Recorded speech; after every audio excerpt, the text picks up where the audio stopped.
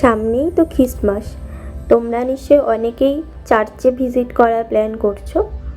আজ আমি তোমাদের সাথে শেয়ার করব কলকাতাতেই প্রায় 250 বছরের পুরানো একটা চার্চের ডিটেলস।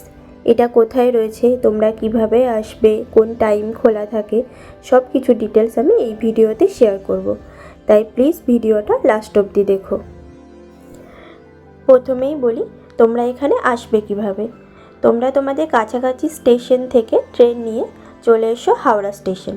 হাওড়া স্টেশনের বাইরে থেকে বাস নিয়ে ধর্মতলা ডালহাউসি রাজভবনের ওখানে নামবে।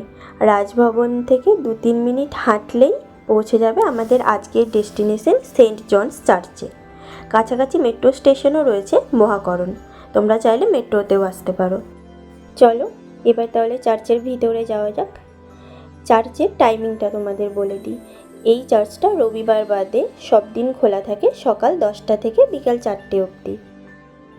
আর হ্যাঁ, চার্চে কিন্তু এন্ট্রি ফি রয়েছে। এখানে টিকিট প্রাইস রয়েছে 10 টাকা। চার্চটি কিন্তু সামনের থেকে খুবই সুন্দর দেখতে। এই চার্চটি লন্ডনের Saint Martins in the Field চার্চের অনুকরণে বানানো হয়েছে। তোমাদের একটা হিস্ট্রিক্যাল ফ্যাক্ট বলি, এই চার্চটি যে পাথর দিয়ে বানানো হয়েছে, এই পাথরগুলি আনা হয়েছে বাংলার যে গৌড় সাম্রাজ্য ছিল, গৌড় সাম্রাজ্যের ধ্বংসস্তূপ থেকে। চার্চের মেন প্রেয়ার হলের সামনে একটা বোর্ডে 2024-এর টোটাল প্রোগ্রামটা লেখা আছে।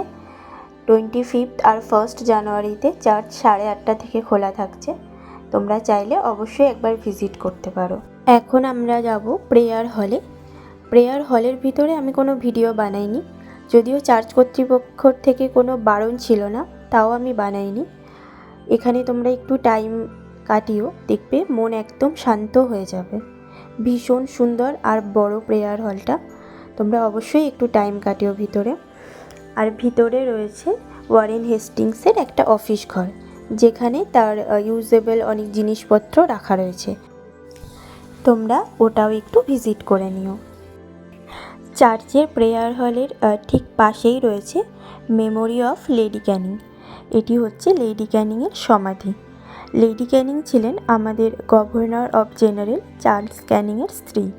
উনি যখন 1861 সালে মারা যান, তখন ওনাকে সমাধিস্থ করা হয় ব্যারাকপুরে। পরে ব্যারাকপুর থেকে ওনার সমাধি এখানে নিয়ে এসে নতুন করে আবার সমাধিস্থ করা হয়। এর ঠিক অপোজিটেই রয়েছে ব্ল্যাক হোল মনুমেন্ট। তোমাদের নিশ্চয়ই ইতিহাসে পড়া সেই ব্ল্যাক হোল স্ট্র্যাটেজির কথা মনে আছে। 1756 সালে যখন বাংলার শেষ নবাব সিরাজউদ্দৌলা কলকাতা তথা ফোর্ট উইলিয়াম আক্রমণ করেন এবং তিনি যুদ্ধে জয়লাভ করেন, তখন তিনি পরাজিত সৈনিকদের ফোর্ট উইলিয়ামেরই একটা ছোট্ট কক্ষের মধ্যে বন্দি করে রাখার আদেশ দেন। 146 জন বন্দিকে উনি একটা ঘরের মধ্যে রেখেছিলেন। সেই রাত্রেই 123 জন মারা যান। এই দুঃখজনক ঘটনাকেই ব্ল্যাক হোল স্ট্র্যাটেজি বলে। আর সেই ঘটনায় স্মরণ করে 1902 খ্রিস্টাব্দে লর্ড কার্জন এই মনুমেন্টটি বানান। এই মনুমেন্টের গায়ে 123 জন সৈনিকের নামও লেখা আছে, তোমরা একটু টাইম নিয়ে পড়ে দেখতে পারো। একটা আলাদাই ফিলিংস হচ্ছে ইতিহাসকে এত কাছ থেকে ফিল করে।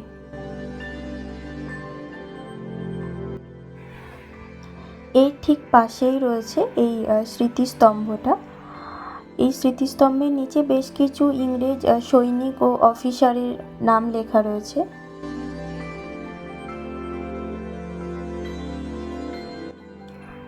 বলতে পারো এই চার্চের মধ্যে আনাচে কানাচে প্রচুর হিস্ট্রিক্যাল মুমেন্ট ক্যাপচার করা আছে।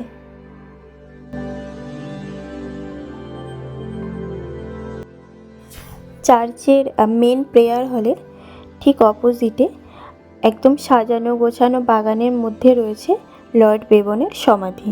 লর্ড বেবন ছিলেন 1933 থেকে 1937 অবধি গভর্নর অফ বেঙ্গল।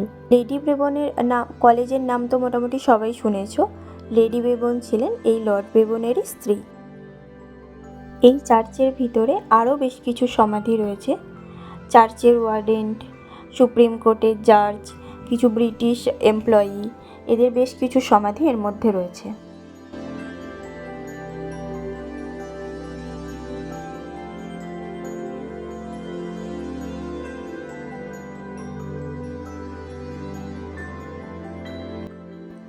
তোমাদের একটু চার্চের হিস্ট্রিটা বলি।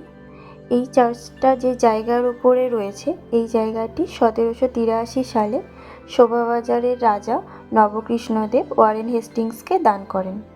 ইস্ট ইন্ডিয়া কোম্পানি 1784 সালে এই চার্চটির নির্মাণ কার্য শুরু করে। সকলকে আমার তরফ থেকে খ্রিস্টমাসের শুভেচ্ছা।